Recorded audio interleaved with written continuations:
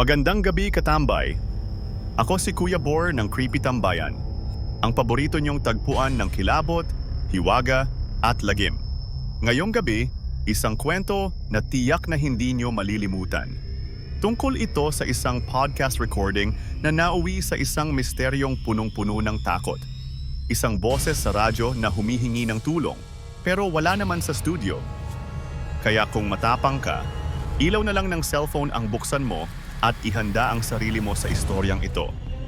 Like, share, and subscribe ka muna para mas dumami pa tayong mga katambay. Boses sa radyo. Si Neil, 27 anyos, ay isang baguhang podcaster na mahilig sa mga kwentong paranormal. Kasama niya ang kaibigan niyang si Carlo, isang sound editor at tech geek. Tuwing nagre-record sila ng episodes para sa kanilang channel na Tinig ng Dilim. Isang Sabado ng gabi, halos alas 12 na, nagsimula silang mag-record ng episode tungkol sa mga multo sa ospital. Nasa kwarto lang sila ni Neil, tahimik ang paligid, at tanging tunog ng electric fan ang naririnig. "Ready ka na, bro?" tanong ni Carlo habang inaayos ang mic. "Oo, record na natin. Gabi-gabi kong binabangungot tong topic na to pero tara, laban!" At nagsimula na silang mag-record. Habang umaandar ang recording, Neil. At may mga kwento raw ng babaeng umiiyak sa hallway kahit sarado na ang ospital. Pero sa kalagitnaan ng sinasabi ni Neil, biglang may narinig si Carlo sa headset niya. Parang may sumingit na boses, hindi lalaki, kundi babae. Isang mahinang, halos bulong na tinig. "Tulungan mo ako, dito ako, wag mo kong iwan." Agad niyang pinatigil si Neil. "Bro, narinig mo yon. Naniwala ka ba agad?" Sagot ni Neil na medyo natawa. "Bro, seryoso, balikan natin. May sumabay, babae." Bumalik sila sa parting iyon ng recording. Habang pinapakinggan nila, nanlamig ang katawan nilang dalawa. Malinaw. Malinaw na may ibang boses. Isang babaeng tila umiiyak, garalgal ang tinig, at malinaw na nagsabing, "Tulungan mo ako, wag niyo akong pabayaan. Ako si R. Ro." Biglang nag-static ang audio. Sumunod ay tunog ng pagkaladkad ng paa, parang may lumalakad sa likod nila. Napatingin sila sa paligid. Sarado ang pinto, wala namang ibang tao sa kwarto. Pagsisimula ng pag-imbestiga, hindi mapakali si Neil. Siguro glitch lang yan, or sample ng ibang audio. Pero si Carlo ay hindi mapalagay. Ginamit niya ang software para i-isolate ang boses. Pinakinggan nila ito ng mas malinaw. "Ako si Rosalie, tulungan mo ako.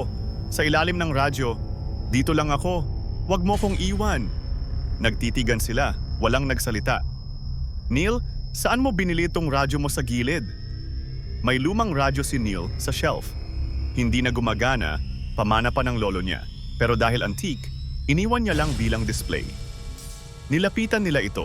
Hawak-hawak ni Neil ang radyo, tinapik-tapik, biglang bumukas mag-isa. Walang kuryente, wala ring baterya, tapos may narinig ulit silang boses. Live na ngayon. "Ayoko na dito. Ang dilim." Tumigil sila, nanginginig si Carlo. Kinabukasan, dinala nila ang radyo sa isang luma ng repair shop. Doon nila nalaman na ang modelong iyon ay galing pa sa dekada 80. Napangiti ang matandang repairman, si Mang Edong. "Naku, kung ako sa inyo, itapon nyo na yan." "Bakit po?" tanong ni Neil. "Sikat yan dati. Galing sa isang bahay sa Tanay na nasunog. May dalagitang namatay daw habang hawak yung radyo. Hindi na raw nahanap ang bangkay. Pero simula noon, sinasabing bumubulong yan gabi-gabi kapag walang kuryente." Pagbalik nila sa bahay ni Neil, tinangkang i-record muli ni Carlo ang podcast para sa closure. Ngunit sa kalagitnaan ng session, napundi ang ilaw. Sumingit ulit ang tinig. Pero ngayon, hindi na ito humihingi ng tulong. Bulong na ito ng pananakot. "Kayo ang susunod." At ang huling tunog sa recording ay isang sigaw mula sa boses ni Carlo. Tumigil ang lahat. Nawalan ng malay si Neil. Nagising si Neil kinabukasan, mag-isa. Wala si Carlo. Ang laptop? Patay. Ang file? Corrupted. Ang radyo? Wala na. Nagtanong-tanong siya. Hinanap si Carlo sa bahay nila, pero wala raw umuuwi roon na Carlo.